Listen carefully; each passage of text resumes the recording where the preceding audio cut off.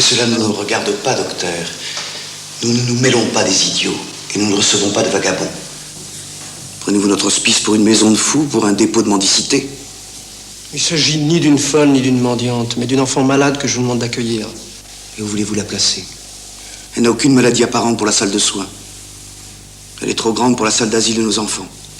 Et vous n'ignorez pas que toutes les donations qui nous ont été faites ces derniers temps précisent que l'argent doit être utilisé pour des lits d'orphelins de la commune et non pour des étrangers. Après avoir étudié le cas de cet enfant, je n'ai trouvé aucune solution pour recueillir l'argent nécessaire à son entretien. Nous pourrions peut-être envisager de prélever une petite somme sur un lait non utilisé. Nous pourrions peut-être la placer chez un infirmier de la région. Qui voudra assumer cette charge? Elle est incapable de faire les plus petites tâches. Elle ne fait que sottises. Il est vrai que le fermier n'obtiendra d'elle pas plus que nous. Monsieur le directeur, il nous faut prendre une décision. Nous allons écrire à monsieur le préfet pour lui demander de nous allouer une somme d'argent sur les fonds départementaux destinés aux aliénés. De telle sorte, nous pourrons la placer chez une nourrice, tout en nous assurant sa surveillance. Le fermier dans son pré, oh, le fermier dans son pré, la femme prend son enfant. Cela fait 3 fois qu'elle nous revient de chez la mère Thomas. Elle n'y est jamais restée plus de 2 jours. Nous pourrions peut-être la placer chez une nourrice d'un département voisin. Il suffit simplement d'en aviser monsieur le préfet. Cela ne changerait rien. Cette Fanchette a un tel sens de l'orientation qu'elle finirait bien par retrouver notre hospice. Une chose est certaine, nous ne pouvons plus la garder dans notre établissement. Il va falloir trouver une autre solution.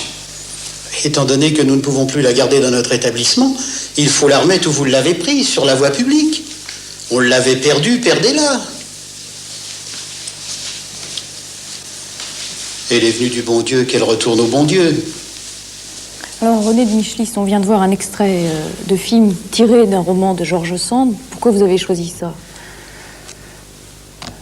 Cette histoire est une histoire qui a fait scandale il y a plus d'un siècle, qui a été relevée par George Sand, car l'enfant que l'on voit dans ce film sera perdu dans les bois avec la bénédiction des autorités préfectorales, dès lors qu'on ne sait pas d'où elle vient. Comme ils disent dans le film, elle est venue du bon Dieu, qu'elle y retourne. Et vous pensez que ce genre d'enfant existe encore, ce genre de situation?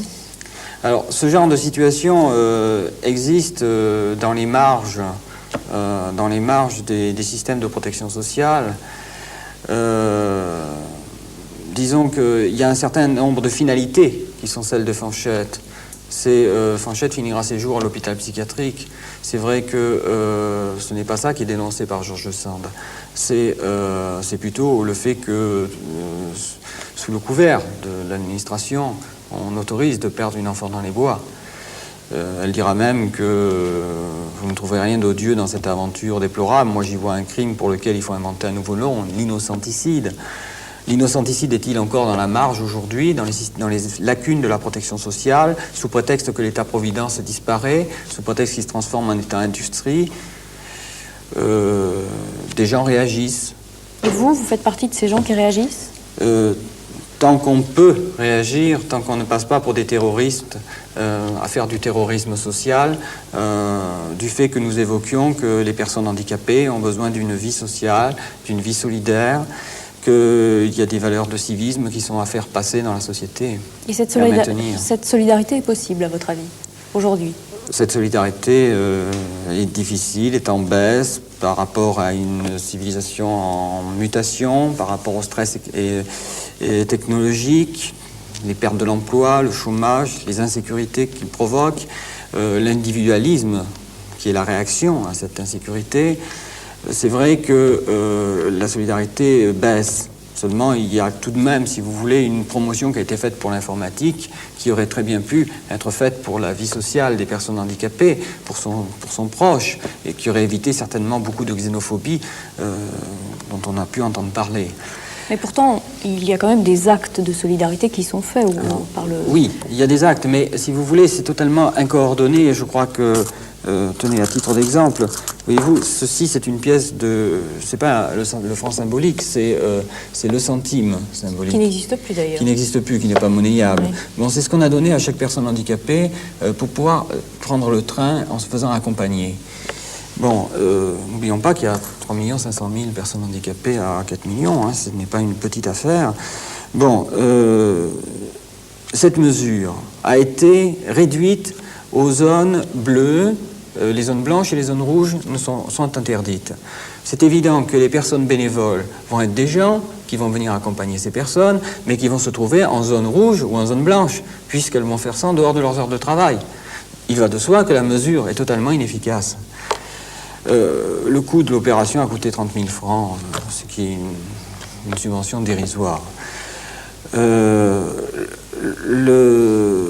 rapport Testu, voilà le rapport Testu qui vient de sortir, qui a donné 3 lignes dans Libération, activités ordinaires, culture, sport et loisirs. Bon, sport on en parle un peu, culture on n'en parle plus parce que le FIC a disparu, et loisirs, eh bien nous voilà, hein, je crois que nous en sommes des avocats. Ce rapport, bon, est pratiquement inconnu. L'année prochaine il sera sorti parce que c'est l'année de la réadaptation. On va se prévaloir de ce rapport et on le mettra à la corbeille. Entre-temps, on aura vu, on aura essayé de voir la comète de Halley, on aura cherché sur cette trajet où se raccrocher. Alors, si vous voulez englober un peu tout ce que vous venez de dire, quels sont vos besoins aujourd'hui? Nous avons besoin de ce que nous avions besoin, toujours que nous avons eu besoin, c'est-à-dire que le secteur socio-éducatif, de l'éducation populaire, d'animateurs de centres de vacances viennent s'intéresser à ces enfants. Et c'est de plus en plus difficile parce que les barrières psychosociales sont de plus en plus grandes. Nous avons besoin, vous le verrez tout à l'heure dans le film, le cas d'une maison qui a été perdue le jour où le ministère des Affaires sociales a voulu s'intéresser à notre cas.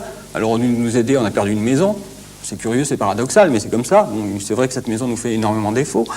Nous avons besoin, au niveau des bénévoles, des retraités, de personnes qui soient susceptibles d'aider au niveau technique les jeunes qui sont accueillis pour encadrer ces enfants, pour leur donner une formation de maçonnerie, etc., enfin de choses de cet ordre, des choses du domaine de la construction. Et nous avons enfin besoin d'avoir des concours de juristes pour essayer de débroussailler de ces recours, de ces rouages à contresens.